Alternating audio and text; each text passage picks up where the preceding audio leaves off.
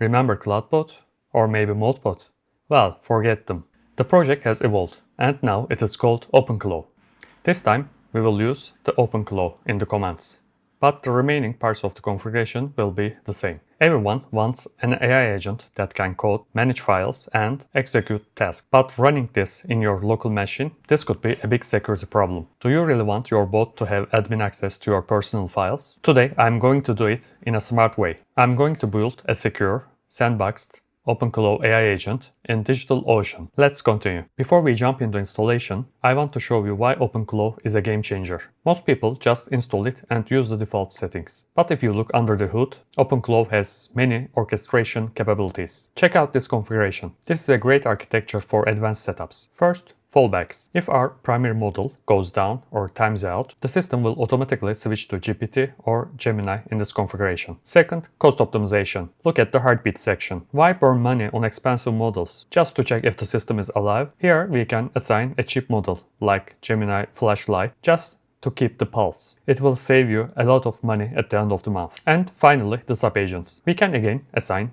cheaper models for smaller tasks while keeping big models for complex coding. Now, this specific configuration requires an on-prem setup or a complex virtual server configuration. For today's video, I want to keep things stable and crash-free. Therefore, I will use the DigitalOcean's one-click deployment setup. But keep this architecture in mind. This is the future of the agentic AI. Alright, let's build our secure environment. I'm going to use DigitalOcean because it has got great key capabilities, such as container-based isolation, authentication by default, hardened server configuration, private access controls, and flexible model support. To start the installation, first, just click the one-click deployment button here. It will open the marketplace for OpenClaw that you can easily create an OpenClaw droplet. From here, I will create the OpenClaw droplet. It will open the DigitalOcean cloud portal. First, choose a region that is closest to you. I will select the Frankfurt region for now. Then down below, you will find the images.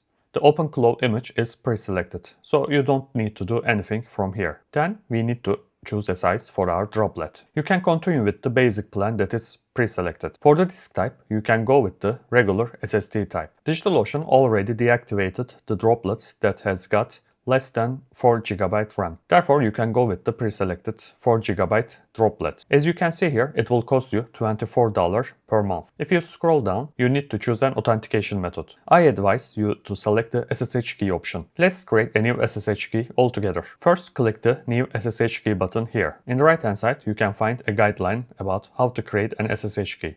Let's follow this guideline. First, open a terminal and run the following command. So I will run the ssh-keygen command. You can enter a file path to save the key. So I will select my home folder. It is good to have a passphrase, so I will write a passphrase. You need to enter the same passphrase again. And that's it. Your keys are generated. We need to copy the contents of our public key. So I will write the following command to see my public key content. And then just copy your public key content. Paste your public SSH key content here and give your SSH key a name. Then just click the Add SSH key button here. That's it. You successfully created your SSH key. Just don't forget to select it. And that's all. We are ready to create our OpenClaw droplet in DigitalOcean. To create our OpenClaw droplet, all you need to do is just click the button here and it will start provisioning your OpenClaw droplet. It will take a couple of minutes for your DigitalOcean OpenClaw droplet to be ready. So let's wait a little. Alright, after a couple of minutes, your OpenClaw droplet will be ready. We need SSH to log in into our droplet. So first,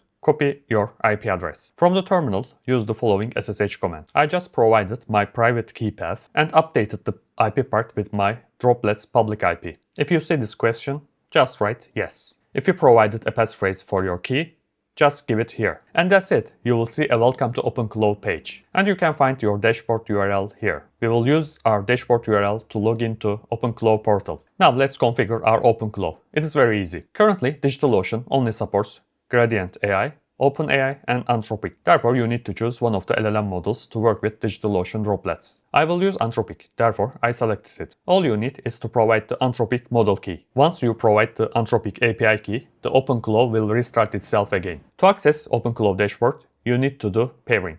Therefore, I will select yes. It will generate a URL. Just copy it. Once you paste it, you will see a disconnected pairing required error.